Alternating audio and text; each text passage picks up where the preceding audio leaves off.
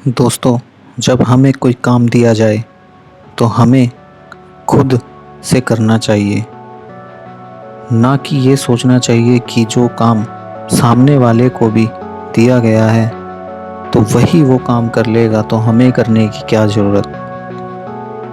यही सोचते हुए एक कहानी आपके लिए लेके आया हूँ। एक राजा होता है, उसके राज्य में महामारी फैल गई होती है, चारों ओर लोग मरने लगे।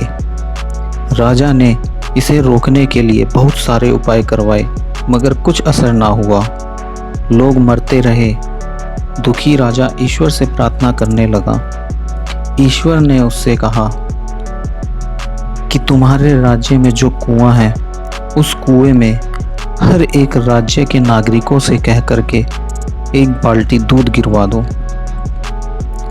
तब ये महामारी तुम्हारी ख़त्म हो जाएगी और सभी खुशहाली से रहने लगेंगे।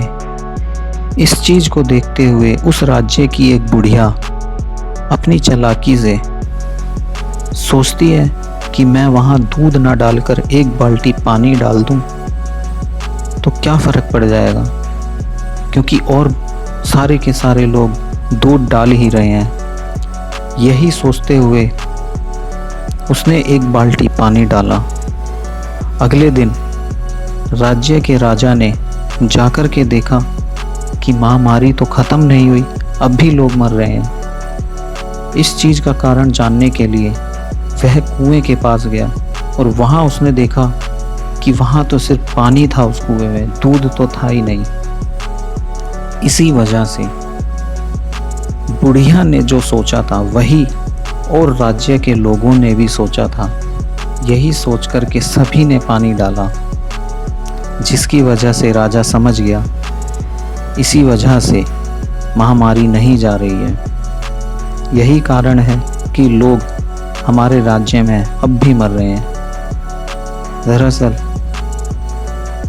मित्रों, जैसा इस कहानी में हुआ वैसा ही हमारे जीवन में भी होता है।